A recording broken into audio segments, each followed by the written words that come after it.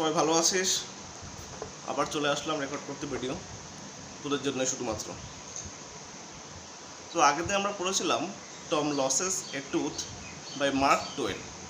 এই গল্পটা কিছুটা অংশ আমরা পড়েছিলাম এবং সেখানে দেখেছিলাম টম একটি ছেলে যে স্কুলে যেতে চায় না এবং তার কাছে মন্ডে মর্নিংগুলি খুব যন্ত্রণাদায়ক এবং স্কুলটাকে সে কীভাবে কামাই করবে, স্কুলে না যাবে সেই ব্যাপারে সে কিছু ফন্দি বা ট্রিক অ্যাপ্লাই করেছিল।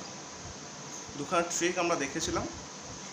সেই ট্রিকগুলি ছিল, একটা হচ্ছে পেটে ব্যথা, আরটা হচ্ছে পায়ের আঙুলে যন্ত্রণা।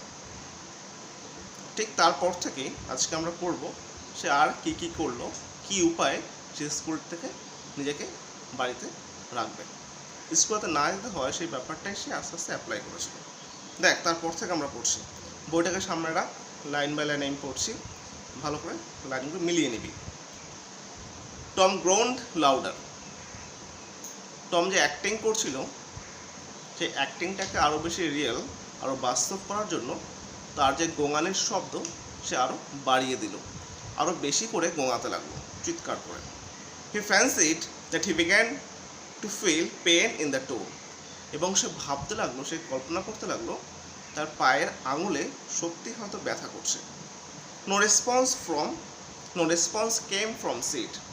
সিড, আগের দিনে আমরা পড়েছিলাম সিড হচ্ছে টমের ভাই, যে তার পাশেই শুয়েছিল, তার থেকেও কিন্তু রেসপন্স পাওয়া গেল না, যার জন্য টমের এত চিৎকার, গোঙানির আওয়াজ বাড়িয়ে দেওয়া, কোনোভাবেই সিডের কাছ থেকে কোনো রেসপন্স পাওয়া যাচ্ছে না।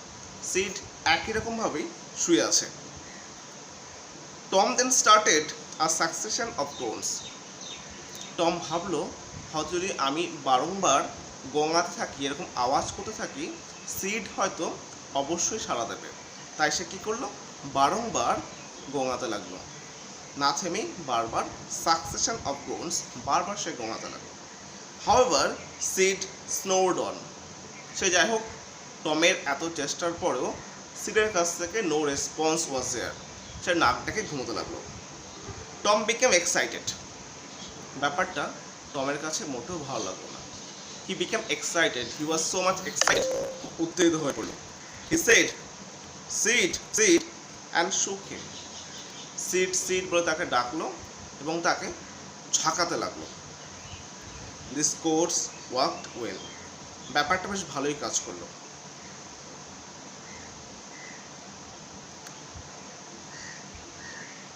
টম যখন সিডকে ধরে ঝাঁকালো, কাজটা ভালোই হলো। Sid yawned, then raising himself on his elbow stared at Tom. ঝাঁকানোর ফলে সিড ঘুম থেকে উঠল, প্রথমে হাই তুলল এবং তারপর তার কোণের উপর ভর দিয়ে উঠে বসলো এবং টমের দিকে একভাবে তাকিয়ে রইল। স্টেয়ার্ড মানে এক পলকে তাকিয়ে থাকা, একভাবে তাকিয়ে থাকা। No movement was there from Sid, he just stared at Tom. Tom went groaning. Sid যখন ঘুম থেকে জেগে উঠল, টম কিন্তু আর গোঙানি থামায়নি, সে একভাবেই গোঙাতে লাগলো, একই রকমভাবে গোঙাতেই থাকলো, আওয়াজ কিন্তু স্টপ হয়নি। Sid said Tom Tom. Sid ঘুম থেকে উঠে অবাক, টম এসব কী করছে? টমকে ডাকতে লাগলো, টম টম। No response. এখন টমের কাছ থেকে কোনো রেসপন্স পাওয়া যাচ্ছে না। টম তার কাজ, অর্থাৎ গোঙানির যে কাজটা, অ্যাক্টিংটা বেশ ভালোই করে চলেছে। সিড যখন টমকে বারবার ডাকছে, Tom did not response at all. সে তার কাজ করে যাচ্ছে। So no response from Tom was there. Here Tom what is the matter Tom? Sid ব্যাপারটার মাথা মুন্ডু কিছুই বুঝতে পারছে না। কেন টম ওরকম আওয়াজ করছে, কেনই বা সে এরকম ব্যবহার করছে, সে কিছুই বুঝতে পারলো না। সে তাকে ডেকেই চলেছে, টম তোমার কী হয়েছে Tom? Seed shook him and looked in his face anxiously. টমকে ধরে সিড একটু ঝাঁকালো এবং তার দিকে তাকিয়ে রইল ফ্যাল ফ্যাল করে, অ্যাংসাসলি মানে উইথ অ্যাংজাইটি, চিন্তার সঙ্গে তাদেরকে তাকিয়ে রইল। Tom মোন্ড out. টম যেন একটু এবার তাকে রেসপন্স করছে। টম মোন্ড আউট, মোন্ড মানে দুঃখ প্রকাশ করলো, একটু বিলাপ করলো। Oh don't Sid, don't shake me. Sid তুমি আমাকে এভাবে ঝাঁকিও না। Why, what is the matter Tom? I must call auntie. কেন, কী হয়েছে টম? আমি কি আন্টিকে ডাকবো? না, আন্টিকে আমাকে ডাকতেই হবে। No, never mind, it will be over by and by, maybe, don't call anybody. Tom বলল, না না না, কাউকে ডাকতে হবে না। মনে হচ্ছে সময়ের সাথে সাথে এই ব্যথাটা চলে যাবে, তুমি কাউকে ডেকো না। But I must, don't groan so Tom, it is awful. Sid সে ব্যাপারটায় এতটাই চিন্তিত, সে টমের কথা শুনলো না এবং বললো, না না, আমি অবশ্যই ডাকবো, কাউকে ডাকতেই হবে, তুমি এভাবে আর আওয়াজ করো না, ব্যাপারটা খুবই ভয়ানক, খুবই ভয়ের, আমার খুব ভয় করছে, এরকম তুমি আওয়াজ করো না, it's so much awful. How long have you been this way? তুমি এইভাবে কতক্ষণ ধরে করছো? কখন তো তোমার এরকম যন্ত্রণা, কষ্ট, কখন থেকে করছো তুমি? Hours, ouch. টম রেসপন্স করলো, অনেকক্ষণ ধরে করছি, ঘন্টার পর ঘন্টা। উফ, কি ব্যথা, যন্ত্রণা। Oh, don't stir so, Sid, you will kill me. তুমি কেন আমাকে নাড়াচ্ছ? তুমি কি আমাকে মারতে চাইছো? ইউ উইল কিল মি, আমি তো মনে হচ্ছে মরেই যাবো এবার নাড়ালে আমাকে। টম বলতে লাগলো, Tom, why didn't you wake me sooner? Oh, Tom, you are not dying, are you?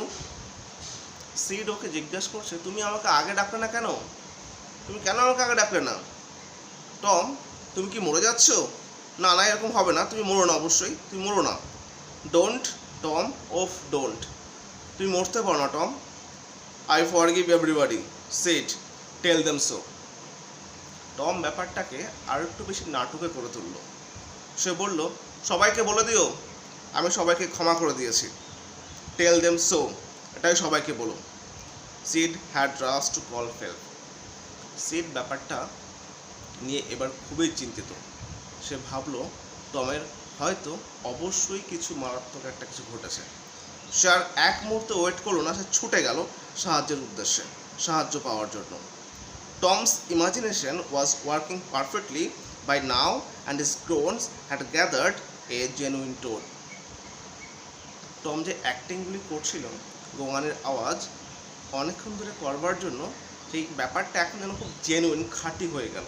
তার আওয়াজটা এখন বলে মনে হচ্ছে না, পারফেক্ট, একদম পারফেক্টলি তার গোঙানের আওয়াজটা বেরিয়ে আসছে। নিখুঁতভাবেই, যে কেউ শুনলেই মনে হবে সত্যি সে কষ্টে আছে, খুবই যন্ত্রণা, খুবই কষ্ট তার। Meanwhile, Sid flew downstairs and said, "Oh, Aunt Polly, come. Tom is dying. Tom dying." ঠিক সেই মুহূর্তে সিড যে ছুটে গেছিল সাহায্যের জন্য, আন্ট পলিকে গিয়ে বলল, আন্ট পলি, তুমি তাড়াতাড়ি এসো, টম হয়তো মরে যাচ্ছে, টম মরে যাচ্ছে, তাড়াতাড়ি এসো। Yes, don't wait, come quick. এক মুহূর্ত দেরি করো না, তুমি তাড়াতাড়ি এসো। What rubbish, I don't believe it. এটা শোনার পর আন্ট পলিও ঠিক একই রকমভাবে অবাক হলো। সে সিডকে বলল, কী সব বাজে কথা বলছো, টম মরে যাচ্ছে, এটা আমি একদম বিশ্বাস করি না। I don't believe at all what you are saying to me. Tom is dying, unbelievable, একদম অবিশ্বাসযোগ্য, আমি এটা মোটেও ভাবতে পারছি না, কী সব বলছো বাজে কথা। সে flew upstairs with Sid and Mary, Tom's cousin. যদিও তিনি মুখ থেকে কথা বলছেন, এই ব্যাপারটা আমার কাছে একদম বিশ্বাসযোগ্য বা আনবিলিভেবল মনে হচ্ছে, তার মনে কিন্তু একটা চিন্তা কাজ করছে। সে ওই কথা বলার পরেও সিড এবং মেরিকে নিয়ে উপরে উঠে গেল খুব দ্রুত বেগে।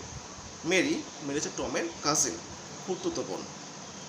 হার ফেস গ্রু পেল অ্যান্ড হার লিপস ট্রেম্বলড। চিন্তায়, ভয়ে তার মুখটা একেবারে বিবর্ণ হয়ে গেল, ফ্যাকাশে হয়ে গেল আন্ট পলির, এবং তার ঠোঁটগুলি কাঁপতে লাগলো, কাঁপছিল। When she reached the bedside, she gasped out. যখন তিনি ছুটে গিয়ে তার বিছানার পাশে গেল, টমের বিছানার পাশে গেল, তিনি হাঁপাতে লাগলেন। এতটাই চিন্তিত এবং এতটাই তিনি উদ্বিগ্ন যে হাঁপাতে লাগলেন। Tom, Tom, what is the matter with you? Tom, তোমার কী হয়েছে? Oh aunt, I am ... Tom এতটাই সুন্দর নাটক করছে, সে কি করলো, সে আন্ট পলিকে বলল, ও আন্ট, আই অ্যাম, তারপর দেখো কিছুই বলেনি, মানে এখানে আই অ্যাম ডাইং এটাই বলতে চেয়েছে।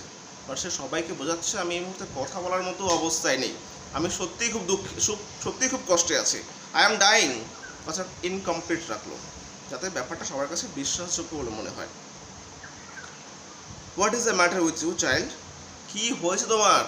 আন্ট পলি জিজ্ঞাসা করছে, কী হয়েছে বলো তো, ব্যাপারটা কী হয়েছে? Oh aunt, my toe is paining. Tom এবার ব্যাপারটা বললো তার আসলে সমস্যাটা কি। সে আন্ট পলিকে বলছে, আমার পায়ের আঙুলটা ব্যথা করছে। The old lady sank into a chair. এই কথা শোনা মাত্রই আন্ট পলি, ওল্ড লেডি বলেছে আন্ট পলিকে, যেহেতু এখানে বয়সে বড় সবার থেকেই, তাই তাকে ওল্ড হয়তো সেই হিসাবে ব্যবহার করেছে। Old lady sank into a chair. তিনি ধপাস করে বসে পড়লেন একটা চেয়ারে। She laughed a little then cried a little. তিনি কিছুটা হাসলেন এবং কিছুটা কান্না করলেন। ব্যাপারটা কোন বিপরীত, একটা কোনো অবাক করা বিষয় নয়। কিছুটা হাসলেন আবার কিছুটা কান্না করলেন। আসলে দুখানা বিষয় বিকজ অফ এক্সাইটমেন্টের জন্য ব্যাপারটা ঘটেছে। তিনি এতটাই উদ্বিগ্ন ছিলেন যে কীভাবে বুঝতে পারছিলেন না। যখন জানতে পারলেন যে তার পায়ে আঙুলে ব্যথা করছে, তিনি রিল্যাক্সড হলেন এবং সেখানে তিনি একটু হাসলেন এবং একটু কান্নাও করলেন। এটা হচ্ছে গিয়ে দুঃখটাকে জাস্ট এক্সপ্রেস করে বাইরে বের করে দিলেন কান্না করে। আজকে এই পর্যন্তই থাক। আশা করি সকলে বুঝতে পেরেছ। যদি কোনো কোয়ারি থাকে, কোশ্চেন থাকে, গ্রুপে কোশ্চেন সেন্ড করো, আমি অ্যান্সার করছি। Thank you.